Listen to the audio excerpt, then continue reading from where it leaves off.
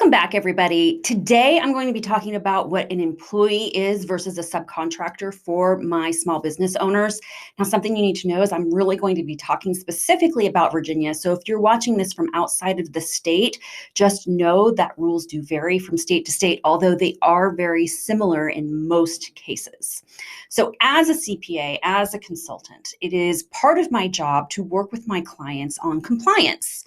So that means either I'm being asked the question or I'm asking the questions on this particular subject on a very regular basis to make sure that everybody is on the same page. So what I generally tell my clients is that if you can tell a person where to be, how to be, and when to be it, then they are an employee. And what I mean by that is you are telling them where they have to be to do their job. You're telling them how they are to be presenting themselves in terms of representing you, whether it's wearing a uniform or a specific dress code. And 3, you are actually telling them what their schedule is. They do not have control over their own schedule. You control that schedule. So those are the 3 major things that I'm looking at when I'm trying to determine whether or not you have an employee or you have a subcontractor. Now, there are a couple other things that they generally look for if you're paying somebody on a 1099 basis as a subcontractor.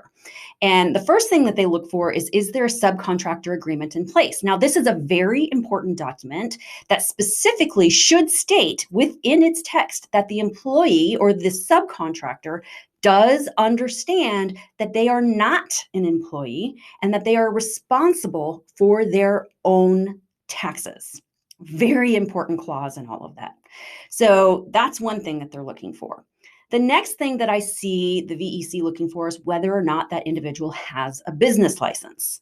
So you may have a subcontractor agreement in place, but they may not have a business license, which could undermine the entire thing. So that's the other thing that they're looking for. The other thing I very often see them ask is whether or not this subcontractor has any other clients, or are you their only client, which would make you their sole source of income. So they may have a subcontractor agreement. They may have a business license, which is often being paid for by the client. But if you are their sole source of income, it could be decided that you should be paying them as an employee. So that's kind of how I've seen things fall out. Now, how does that happen? Like, how do you all of a sudden have to answer these questions? And there are 2 ways where I've seen this happen. And the first way, during the pandemic, their self-employed individuals had a little bit easier time getting unemployment benefits. So when you're filling out the unemployment application and they're asking about previous employers, these people are listing their clients as their previous employer because the employee or subcontractor doesn't really understand the difference because they're not actually a subcontractor. They're an employee. And I did have that come up a couple of different times from a couple of my panicked clients who, by the way, I had already advised on this and told them that they really qualified as employees, not subcontractors, just to be clear. And let me tell you, they've changed things now. Like, they're doing things very differently after that little scare. Everything turned out fine for them. Everything was okay. The subcontractors, employees, whatever we're calling them right now, went back and fixed their applications. But that was a little bit of a scare for a couple of people. So that's the first way I've seen things go wrong, but not the most common. The most common way in which I see it go wrong for our employers is that you have a subcontractor who has a falling out with you and you are no longer sending work to them. You have fired them. And they're upset and they go to the VEC with a bug up their nose and they file for unemployment benefits because they feel they're entitled to it.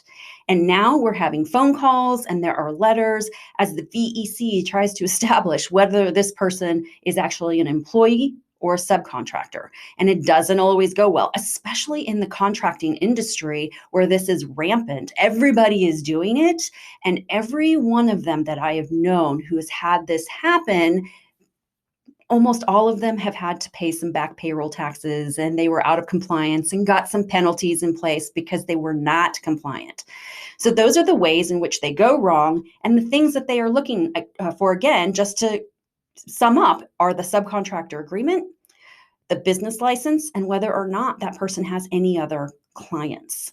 So keep that in mind while you're doing all of this, that as a small business owner, you may have to put a payroll system in place. Make sure you're speaking to your consultants, especially your CPAs, as they very often are dealing with this and representing you to the state or the VEC.